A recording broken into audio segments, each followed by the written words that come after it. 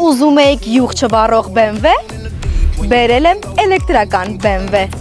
Դիմավորեք 2024 թվականին արտադրված BMW i4։ Էլեկտրական, բայց հետևի քաշակ մեքենա, որն ունի 282 ձիաուժ